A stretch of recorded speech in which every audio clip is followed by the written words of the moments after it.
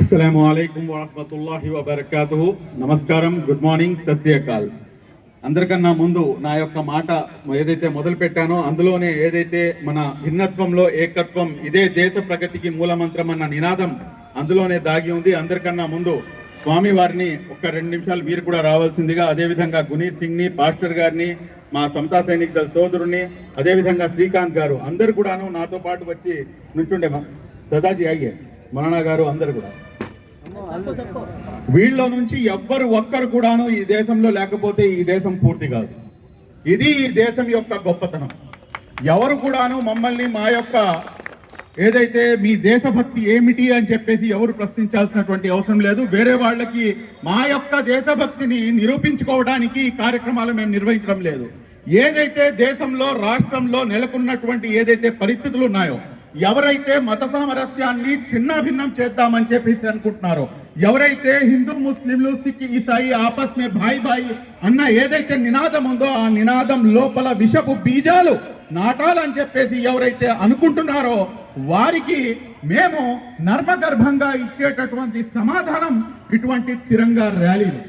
కాబట్టి సోదరులారా, సోదరుమణులారా, మీరందరూ కూడాను నిజంగా దేశభక్తులు ఎవరు అంటే ఈ రోజున ప్రతి ఒక్కరు కూడాను సోషల్ మీడియా 15th ఆగస్ట్ వస్తే, 26 జనవరి వస్తే ప్రతి ఒక్కరు కూడాను వారి యొక్క దేశభక్తిని చాటుకుంటారు. కానీ నిజంగా ఇందాక స్వామీజీ చెప్పినట్టుగా ఇందాక వచ్చి కూర్చున్న దగ్గర నుంచి కరెక్ట్గా పావుగంట కాలేదు, మేము ఎండలో కూర్చోలేకపోతున్నాము. కానీ ఒక్కసారి మా యొక్క పూర్వీకుల యొక్క త్యాగాలు, ఎటువంటి త్యాగాలండి?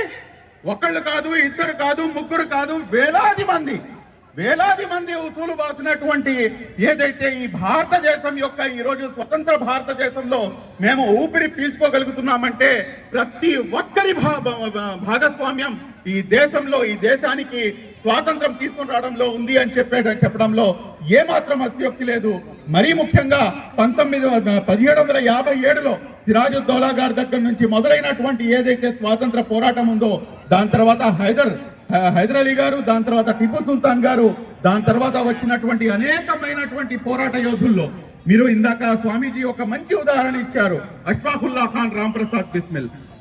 నాకు కనుక నేనైతే ఏదైతే మతాన్ని ఫాలో చేస్తున్నా, అష్ఫాకుల్లా చెప్పినటువంటి మాటలు, నేను ఏదైతే మతాన్ని నేను ఆచరిస్తున్నానో ఆ మతంలో నాకు పునర్జన్మ అంటూ లేదు. కానీ నాకు ఏదైతే ఉరి శిక్ష ఇచ్చిన తర్వాత నేను దేవుడి దగ్గరికి వెళ్ళిన తర్వాత నాకు కనుక దేవుడు మరలా ఇంకో అవకాశం ఇస్తే ఈ దేశం కోసం మరలా మరణించడానికి సిద్ధం అని చెప్పినటువంటి మాటలను మనం ఒకసారి గుర్తుంచుకోవాల్సినటువంటి అవసరం ఎంతైనా ఉంది. ఈరోజు అష్ఫాకుల్లా ఖాన్ రాంప్రసాద్ బిస్మిల్ స్వాతంత్రానికి ముందు, స్వాతంత్రానికి తర్వాత బ్రిగేడర్ ఉస్మాన్ గారు, అందరికన్నా ముందు 1964లో జరిగినటువంటి ఏదైతే యుద్ధం ఉందో ఆ యుద్ధంలో బ్రిగేడర్ ఉస్మాన్ గారు తన యొక్క ప్రాణాన్ని తృణప్రాయంగా త్యాగం చేసినటువంటి ఘనత మనందరికీ తెలుసు. ఈరోజు మన మధ్యలో మన సోదరుడు, మన ఏదైతే సైనికుడు ఉన్నారో, మాజీ సైనికుడు పిల్లి సురేంద్రబాబు గారు, ఆయన నిజమైనటువంటి దేశభక్తులు. ఇటువంటి వాళ్ళని మనం గౌరవించుకోవాల్సినటువంటి అవసరం ఉంది.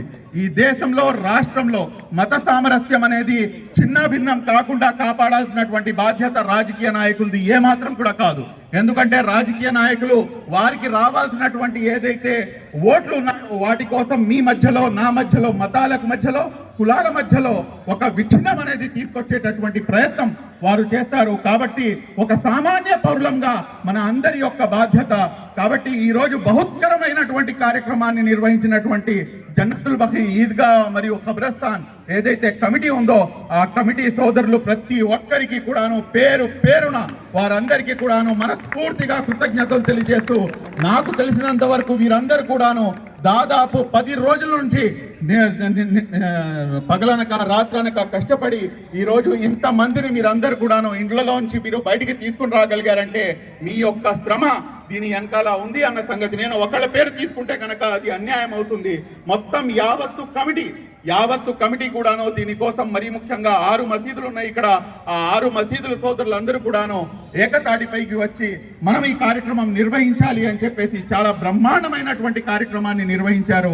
లాస్ట్ లో ఒక మాట చెప్తాను, ఇవాళ పొద్దున్న నుంచి ప్రతి చోట అదే మాట చెప్తూ వస్తున్నాను. అదేంటంటే మనం ప్రతిసారి ఆలోచిస్తాం, అదేంటంటే ఈ రాష్ట్రం నాకు ఏమిచ్చింది, లేకపోతే ఈ దేశం నాకేమిచ్చింది అని చెప్పేసి. రాష్ట్రం నాకేమిచ్చింది, దేశం నాకేమిచ్చింది అన్న ఆలోచన విడనాడి మేము ఈ దేశానికి ఏమి ఇచ్చామో అదే విధంగా ఈ రాష్ట్రానికి మేము ఏమి ఇచ్చామో మా యొక్క భాగస్వామ్యం ఏమిటి అని ఆలోచించాల్సినటువంటి బాధ్యత కుల మతాలకు అతీతంగా ప్రతి ఒక్కరిపై ఉంది. రాష్ట్రం సస్యశ్యామలంగా ఉండాలని చెప్పేసి గౌరవనీయులు శ్రీ నారా చంద్రబాబు నాయుడు గారి యొక్క సారథ్యంలో ఈ రాష్ట్రం దినదినాభివృద్ధి చెందుతుంది అని చెప్పడంలో ఏ మాత్రం అతిశయోక్తి లేదు. ఇన్షాల్లా రాబోయే మంచి రోజులు, రాబోయే కాలంలో ఈ రాష్ట్రానికి బహుత్కరమైనటువంటి దిశ దశ ఉంటుందని చెప్పేసి కూడాను మీ అందరికీ తెలియజేస్తూ మరొకసారి మనస్ఫూర్తిగా మీ అందరికి కూడాను ధన్యవాదాలు తెలియజేస్తూ సెలవు తీసుకుంటున్నాను. Thank you very much. జై హింద్. అస్సలాము అలైకుం వరహమతుల్లాహి వబరకాతుహు.